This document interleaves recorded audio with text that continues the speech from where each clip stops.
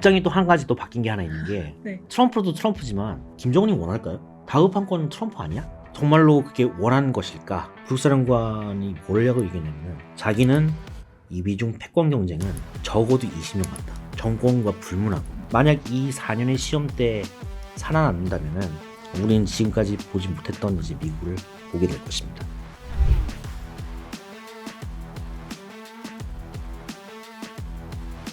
지금 이 질문을 드려야 될지가 네. 조금 고민이 되는데 그러니까 오늘부터 2, 3일 전쯤인 11월 26일 현지 시간으로 외신에서 보도가 나왔는데 트럼프 당선인 측이 트럼프 당선인과 김정은 북한 국무위원장 간의 직접 대화를 논의하고 있다. 이런 보도가 나왔잖아요.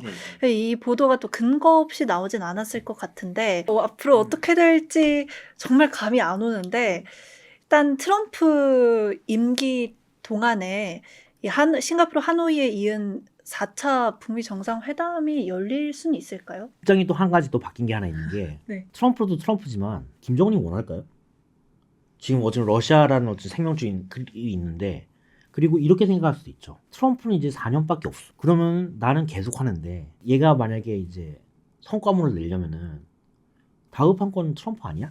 라고 이건 제 개인적인 주장인 겁니다. 결국은 이제 양쪽 다 그런 것 같아요. 저는 그렇게 생각해요. 김정은도 체면을 구겼고 미국도 체면을 구겼고 하노이 때. 예. 그리고 둘 다 그냥 이거는 이제 정파성을 떠나서 회고록을 보고 이제 북한의 담론을 보면은 둘 다 이제 중매쟁이였던 한국도 별로 안 좋아하고 약간 이런 상황입니다. 이번 정부는 그렇다고 해서 중재자 역할을 하지 않을 거 아니에요. 그렇기 때문에 뭐 할 수도 있겠죠. 뭐 그 전략적인 방법. 근데 제가 말하고 싶은 거는 정말로 그게 원하는 것일까?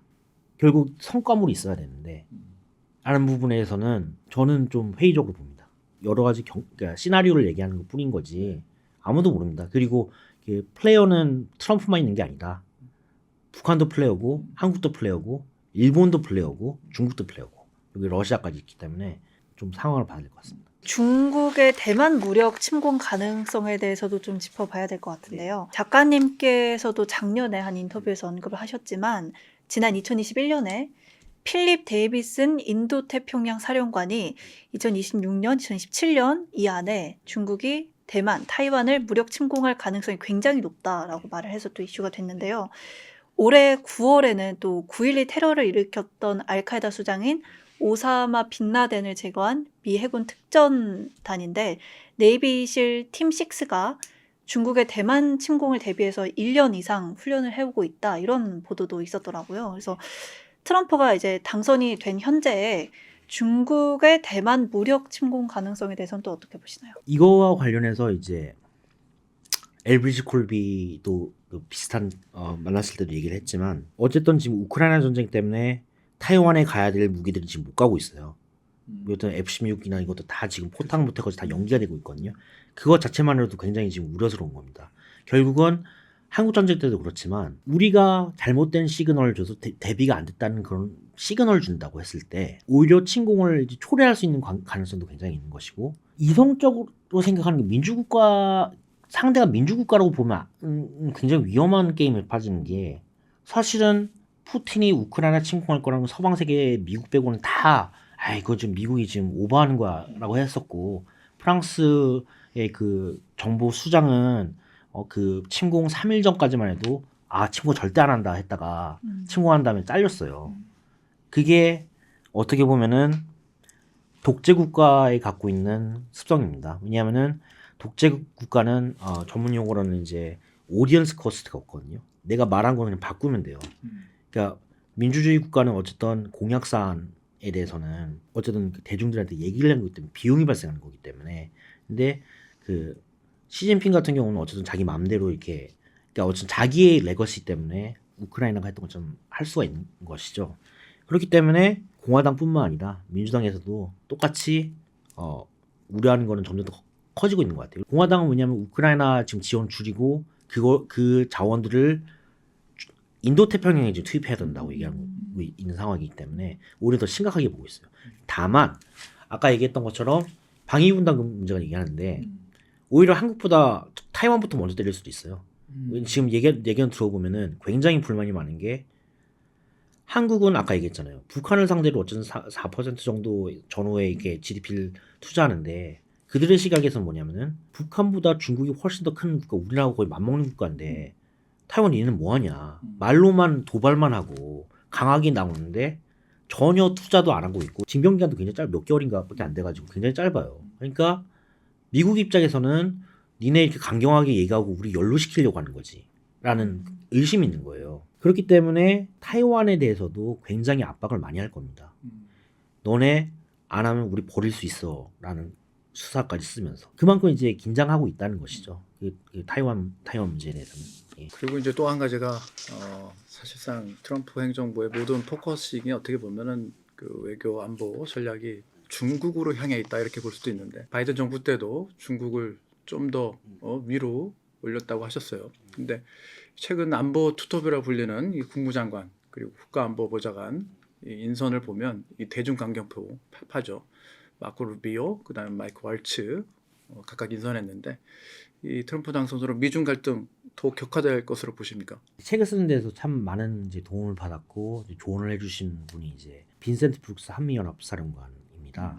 제 멘토시기도 한데, 근데 어쨌든 사람들이 이제 한미연합사령관의 이미지만 알기 때문에 그 전의 경력을 잘 모르는데 그분이 인도태평양 육군사령관을 했어요.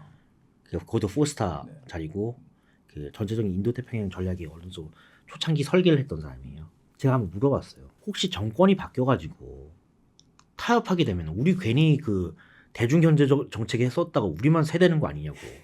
아니 대놓고 얘기를 했거든요. 그러니까 이렇게 얘기했다고 우리 따라갔는데 그냥 니네는 화해하고 우리만 해가지고 우리는 지금 대중 경제 의존도도 큰데 그런 경우 분명히 우려할 수 있는 부분이거든요. 근데 북사령관이 뭐라고 얘기했냐면은 자기는 이 미중 패권 경쟁은 적어도 20년 간다. 정권과 불문하고. 그리고 그 바이든 정권에 있었던 이제 제이크 설리번하고 그다음에 커트 캠벨하고 지금 바이든 때 이제 그 아시아 정책의 투톱이었으는 커트 캠벨하고 그다음에 제이크 설리번이 Foreign Affairs에 이제 기고문을 야인 시절, 트럼프 시절에 기고문을 써요. 그러면서 거기도 똑같이 얘기를 해요. 사실상 중국이 우리의 패권적인 지위를 위협을 하는데 하지만 냉전세법을 해서는 안 된다. 그 이유는 뭐냐면은 가령 러시아 같은 경우는 경제가 망가졌기 때문에 더 이상 이제 미국을 위협할 수 있는 수준이 아니다. 핵을 갖고 있기 때문에 영내에서는 불량 국가가 되고 유럽의 안보를 위협할 수는 있지만 절대 미국의 패권적인 지위를 건드릴 수는 없다. 중국은 다르다. 중국은 혼합 경제를 해가지고 공산주의와 자본주의 믹스를 해가지고 성공을 했고 그리고 실질적으로 미국의 지금 제조업을 다 빨아들이고 있고 이제 조선업이나 이게 진짜 하루에도 몇백 척을 이제 행사할 수 있는 그런 어마어마한 국가가 됐기 때문에 근데 이 냉전셈법으로 하는 것은 경제도 같이 이제 지금 추월하려고 하는 상황에서 이미 PPP 수준에서는 이미 미국을 추월했고 그런 부분에 있어서 이제 같이 존재할 수 없는 패권 국가였으면 이제 2인자가 있을 수는 없는 거기 때문에 그거는 중국이기 때문에 그런 건 아닙니다.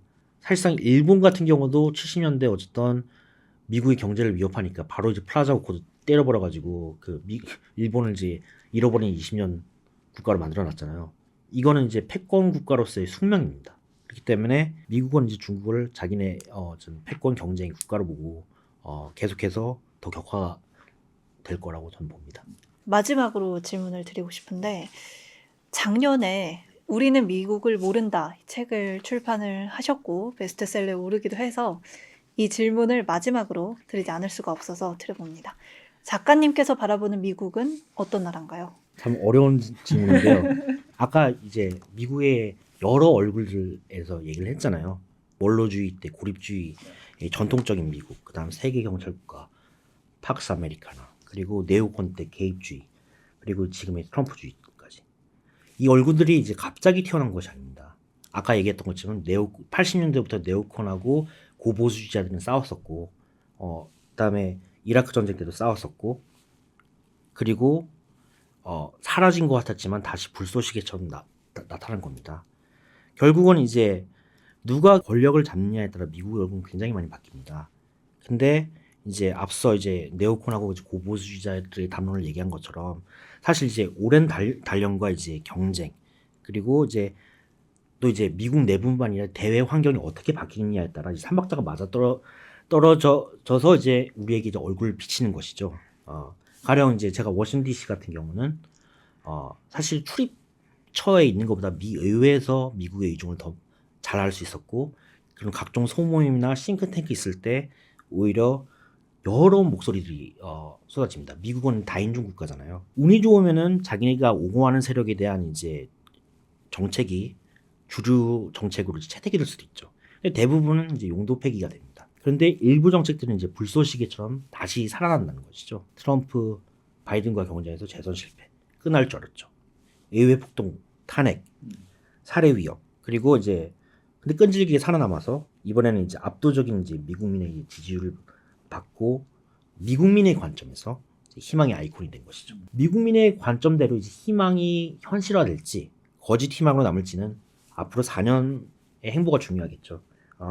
만약 이 4년의 시험 때 살아남는다면은 우리는 지금까지 보지 못했던 이제 미국을 보게 될 것입니다. 그렇기 때문에 이제 미국을 이제 들여다볼 때 단편적으로 이 얼굴이 튀어나왔을 때의 모습을 보면 너무 대응이 됐다는 것이죠. 저는 이제 한국 국적으로 이제 미국 연방정부기관에서 어떻게 보면 이제 용병 생활을 이제 지난 이제 4년 동안 했는데 대한민국 국적으로서 이제 주관을 갖고 있었지만 미국 정부기관에서 일했기 때문에 이제 미국 시각으로 기사를 써야 했습니다. 그래서 뭐 도산 안창호 선생님이 이렇게 말씀하신 것처럼 진짜 아와 비와의 투쟁이었거든요 매일. 그러니까 매일매일 이제 제 자신과 또 제 자신이 아닌 나와 투쟁을 해서 이제 기사를 썼어야 됐고, 근데 그런 환경이 있었기 때문에 오히려 국내에 있을 때보다는 한반도 천동설에서 벗어나서 이제 미국의 시각으로 바라보는 이제 그리고 세계 시각에서의 한반도의 위치가 무엇인가에 대한 이제 감각을 좀 얻게 된 것 같습니다. 한 가지 당부드리고 싶은 것은 이제 어쨌든 일각에서는 이제 저도 이제 피드백을 받긴 하는데 한반도 천동설과 관련해서 뭐 일부에서는 이렇게 얘기해요. 그러니까 미국이야말로 미국 천동설인데 왜 우리만 이제 한반도 천동설 가지고 이게 뭐라고 하냐? 맞는 말이에요. 그러니까 미국이 세계라고 생각하지 월드 시리즈라는 것도 다 보면은 그 미국 우선주의인 건데 정말로 한국이 어디 붙은지 모르는 사람들도 많습니다. 그러나 우리가 알아야 됩니다. 우리는 그러니까 미국이라는 나라가 어떤 얼굴을 하든지 간에 세계 패권 국가이기 때문에 스탠더드를 바꿀 수 있는 힘을 갖고 있습니다. 그리고 우리는 거기에 영향을 받을 수밖에 없는 종속 변수고요. 그게 이제 국제사회의 이게 냉엄한 현실인 것이고 그걸 위치를 알고 이제 독립 변수에 대한 공부는 이제 어떻게 보면 위기를 이제 기회로 그리고 또 공부를 잘 못한다면은 기회를 이제 위기로 만들 수도 있기 때문에 공부가 굉장히 필요한데 그래서 제가 드리고 싶은 당부 말씀은 이제 한국 사회가 이제 우리만의 희망적 사고를 돌려봐서 그러니까 사고로 이제 세계를 바라보는 것이 아니라 국제사회의 기류를 이제 잘 읽고 선제적으로 대응해 나갈 수 있는 사회가 되기를 희망해 봅니다. 지금까지 김동현 작가님과 트럼프 정부 2기를 맞아서 한미 외교 관계 그리고 동북아 국제 정세 전망에 대해서 함께 이야기 나눠봤습니다. 고맙습니다. 네, 고맙습니다.